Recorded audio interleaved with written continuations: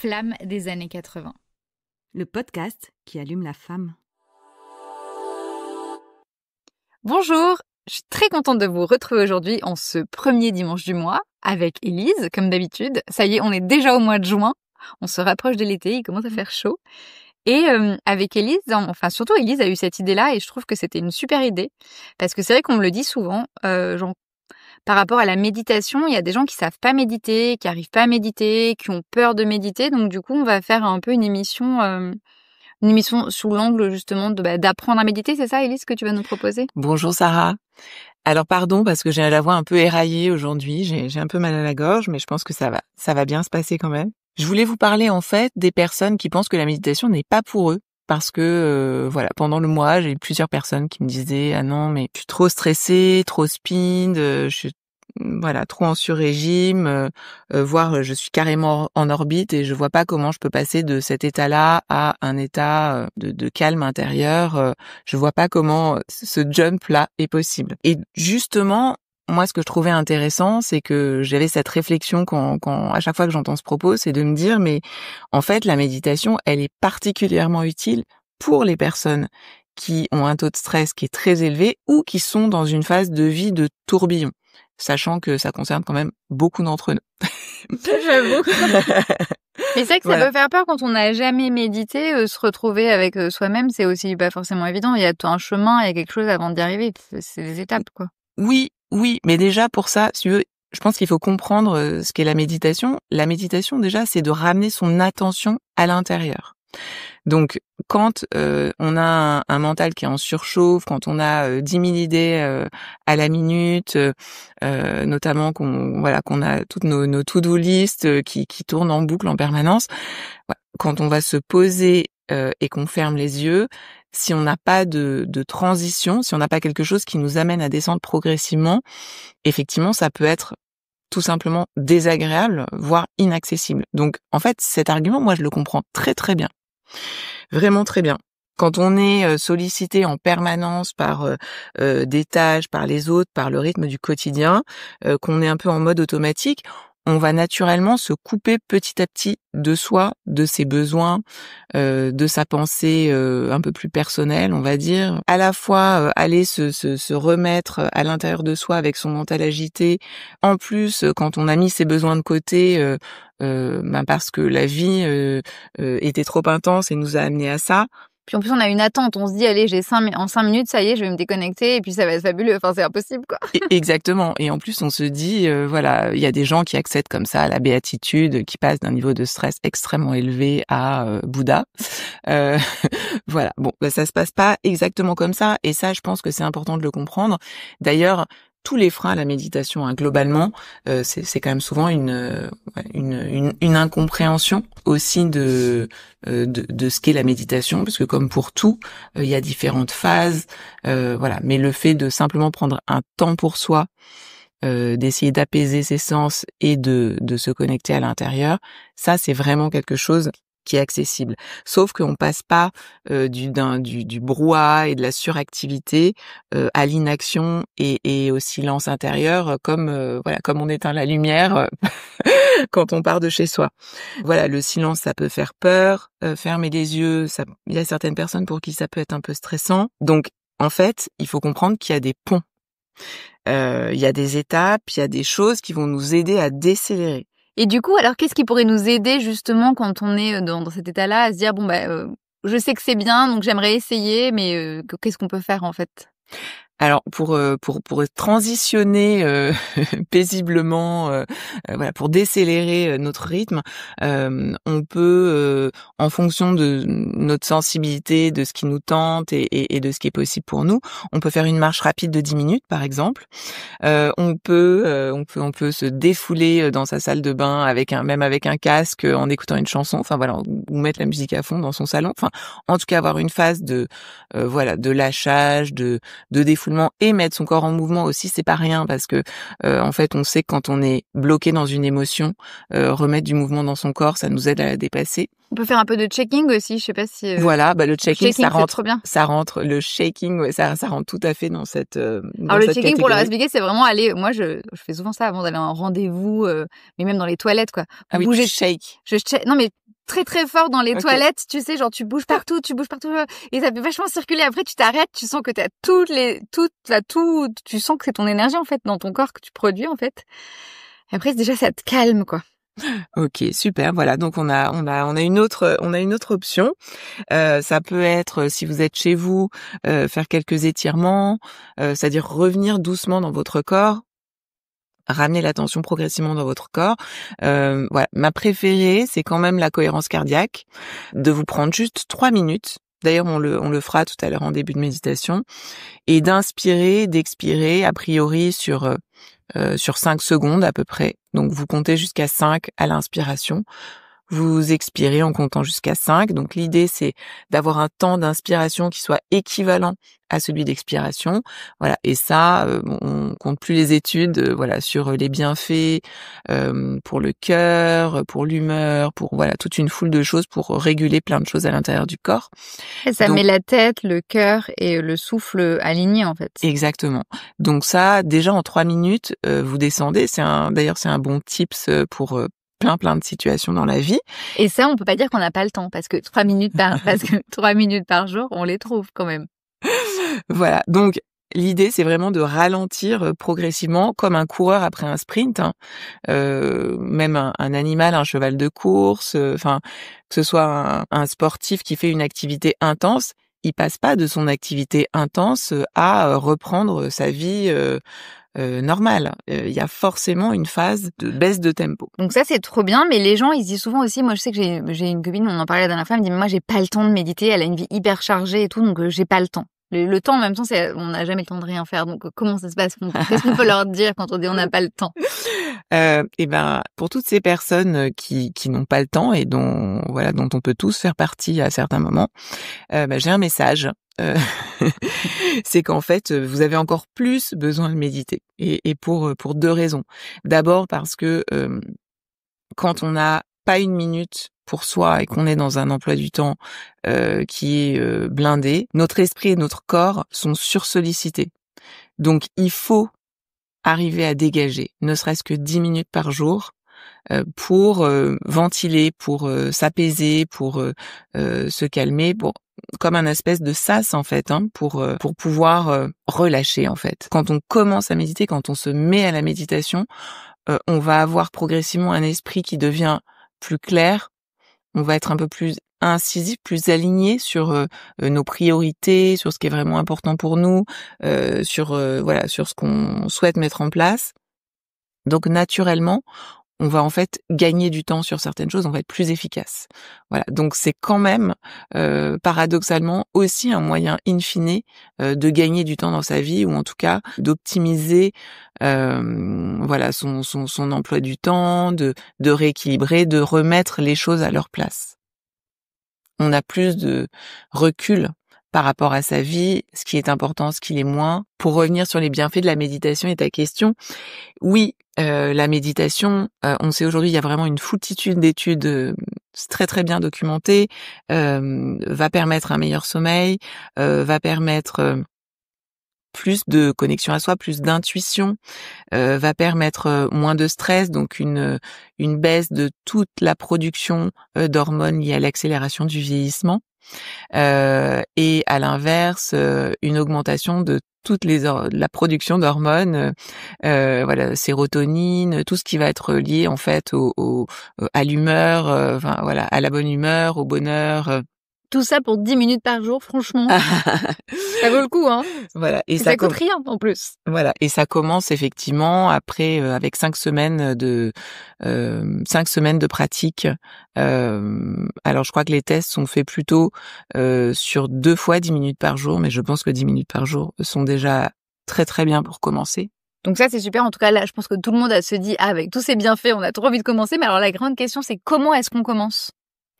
Alors, comment est-ce qu'on commence? Moi, ce que je suggère en général, c'est de se fixer un objectif super simple, de type 10 minutes par jour, au moment où on se réveille. Donc au moment où on se réveille, on peut aller se rafraîchir, éventuellement se brosser les dents ou boire un verre d'eau.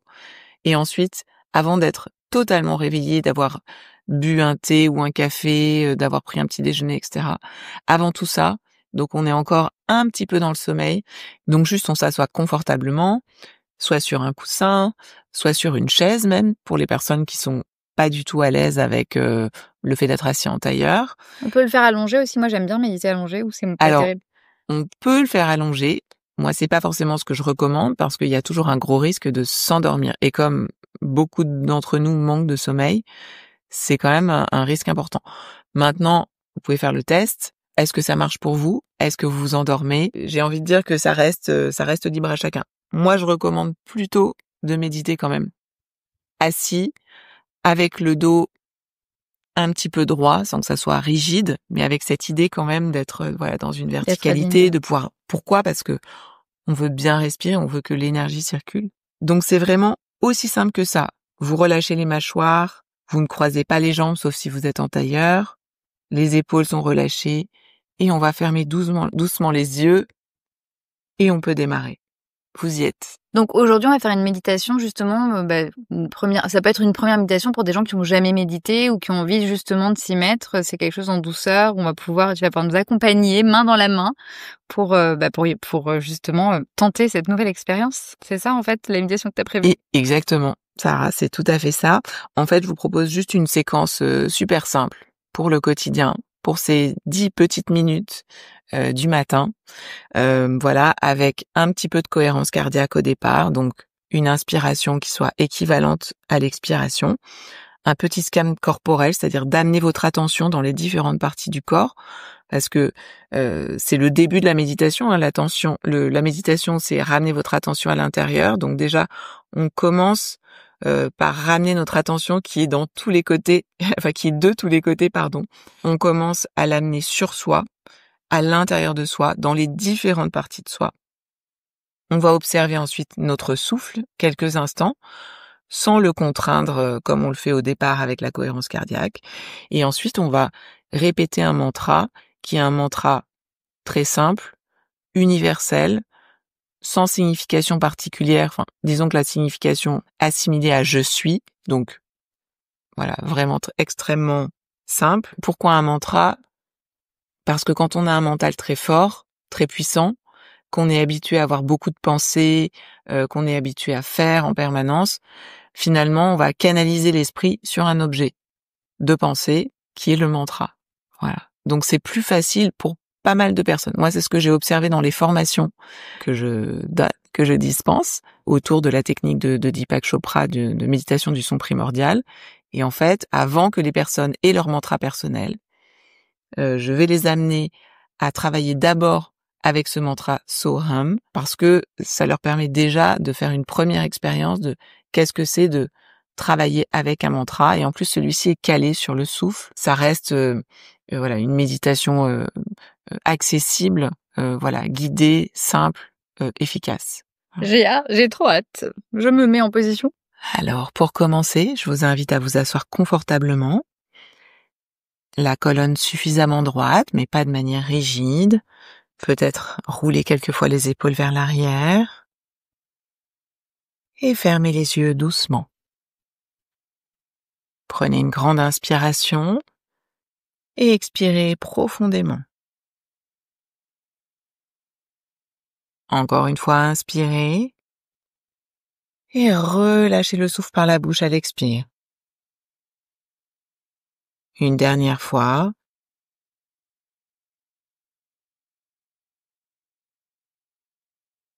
Permettez à votre corps de se déposer là où il est. Et nous allons commencer la cohérence cardiaque avec une inspiration sur 5, une expiration sur 5. Inspirez sur 5, 4, 3, 2, 1. Expirez sur 5, 4, 3, 2, 1. Inspirez sur 5, 4, 3, 2, 1. Expirez sur 5, 4, 3, 2, 1. Inspirez sur 5, 4, 3, 2, 1. Expirez sur 5, 4, 3, 2, 1. Inspirez sur 5, 4, 3, 2, 1. Expirez sur 5, 4, 3, 2, 1. Inspirez sur 5, 4, 3, 2, 1. Expirez sur 5, 4, 3, 2, 1. Inspirez sur 5, 4, 3, 2, 1. Expirez sur 5, 4, 3, 2, 1. Inspirez 5, 4, 3, 2, 1. Expirez 5, 4, 3, 2, 1. Inspirez 5, 4, 3, 2, 1. Expirez 5, 4, 3, 2, 1. Inspirez. Expirez. Inspirez. Expirez. Inspirez. Expirez. Inspirez. Expirez. Inspirez. Expirez. Inspirez. Expirez. Et relâchez.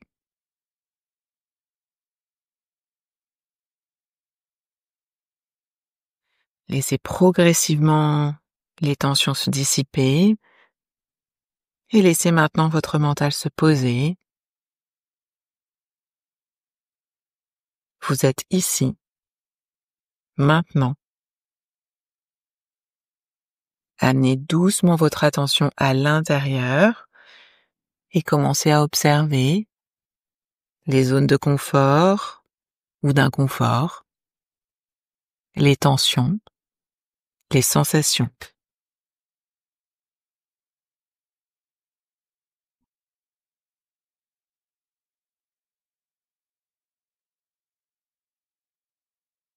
Respirez maintenant librement, sans chercher à contrôler votre souffle. Observez simplement la vague qui monte à l'inspiration avec votre poitrine qui s'élargit et qui redescend à l'expiration. À chaque inspiration, accueillez un peu plus de présence à vous-même et à l'expiration, laissez aller tout ce dont vous n'avez plus besoin.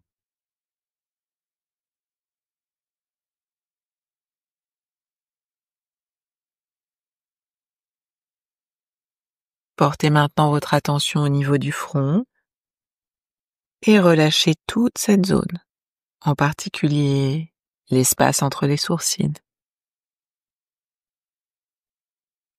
Relâchez la peau du crâne, relâchez les globes oculaires, relâchez les joues, relâchez les mâchoires,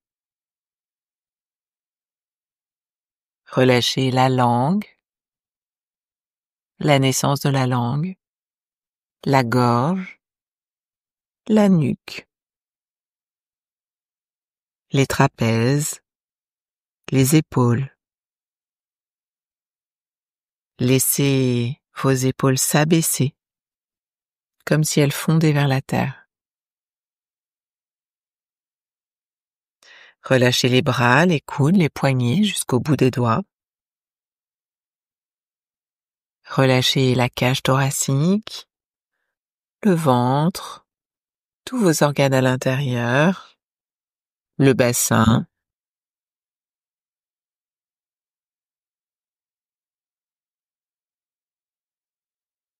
Prenez conscience de tout votre buste et sentez le poids de votre bassin contre la chaise ou le coussin sur lequel vous êtes assis. Sentez cette gravité. Et relâchez maintenant toute la colonne depuis le sommet de votre crâne jusqu'au sacrum.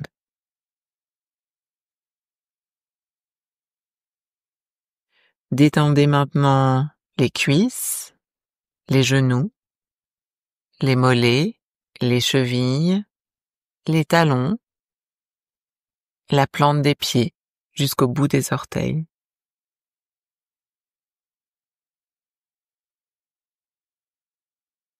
Et accueillez ce calme, ce silence à l'intérieur de vous.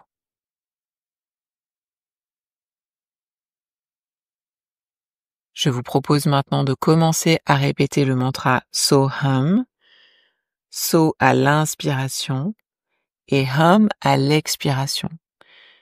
Donc une répétition intérieure, silencieuse. So-Hum.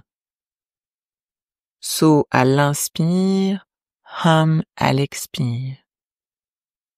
So-Hum. So-Hum. Ne forcez rien. Ne cherchez rien. Laissez simplement le souffle vous guider. So-Hum. So-Hum.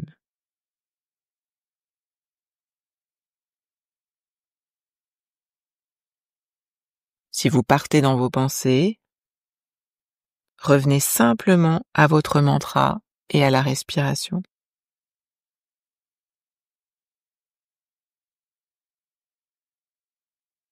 Aucune attente, aucune performance, juste être là et suivre le flot.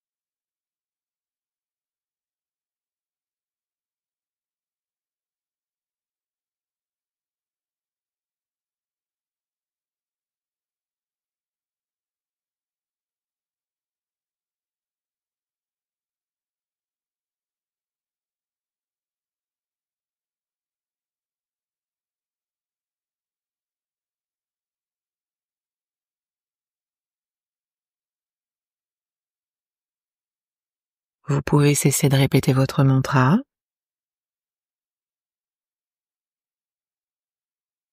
Restez encore quelques instants dans ce silence, dans cette tranquillité.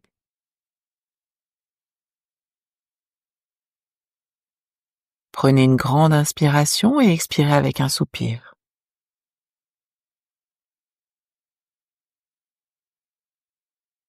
Frottez doucement vos mains l'une contre l'autre et déposez-les tout autour de vos yeux. Sentez la chaleur de vos paumes. Et quand vous serez prêt, prête, vous pourrez ouvrir les yeux. Namasté. Ah, merci, c'était trop bien. Bon, bah, vivement le mois prochain et on vous invite à le faire pendant combien de jours, t'as dit? Disons qu'on commence, les études ont constaté des améliorations significatives de la santé, du stress, du sommeil, après 5 semaines de méditation. Bon, bah ouais, en plus c'est l'été, donc presque, c'est peut-être un petit challenge de l'été. En tout cas, c'était trop bien, je me sens très apaisée. Je te remercie beaucoup et puis moi je vous dis à la semaine prochaine. Merci à toi, Sarah. flamme des années 80. Le podcast qui allume la femme.